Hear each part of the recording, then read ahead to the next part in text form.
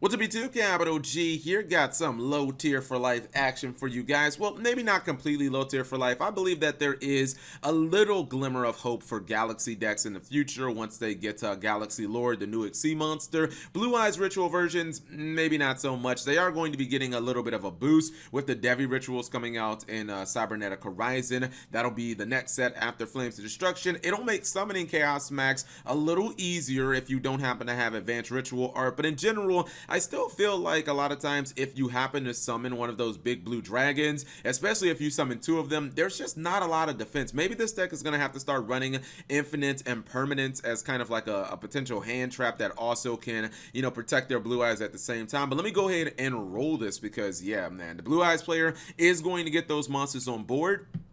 You see right there, both for the Devi Rituals, gets a copy of Advanced Ritual Art. He already has Chaos Form in his hand. So, I mean, it's an okay board. He basically gets 7,000 damage of Blue Eyes monsters on the field. Personally, I like to always go second whenever I'm playing Chaos Max. I run like a cheese variant where basically if I don't OTK you, I just lose.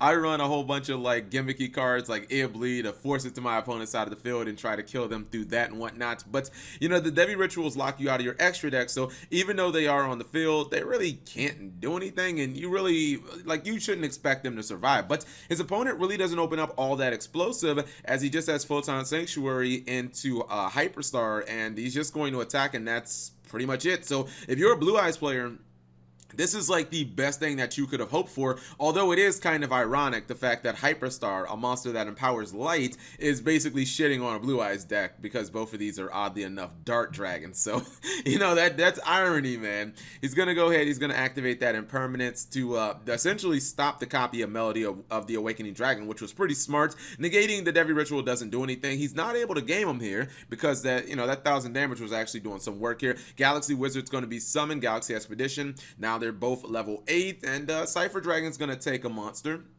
Now look at this, he actually is going to crash both monsters, and that's a pretty good play right there. Getting that crash, or getting basically a break-even board, I'm going to say is a win for him. And then on top of that, he gets the Swordsman of Revealing Light, and unfortunately, if the monster that you attacked with has less attack than this monster has defense, that monster is out of here. So he ends up losing his Manju, and you know if you give Galaxy enough time, they will get there, as he's going to activate the Photon Sanctuary. He's going to drop Rida, and now look at this board. I'm not really sure that's, I mean, most decks, to be honest, like even if you're playing a meta deck right now, you're going to struggle with this board. Not only do you have Photon Lord on board that can negate monster effects and can search, but then you have Rida, you have Light and Darkness Dragon to worry about. So you know Light and Darkness Dragon is probably going to eat up one of your cards, and I think that that's pretty much a wrap. Advanced Ritual Art, even if he draws the Ritual Monster, which he does, that was like the perfect top deck.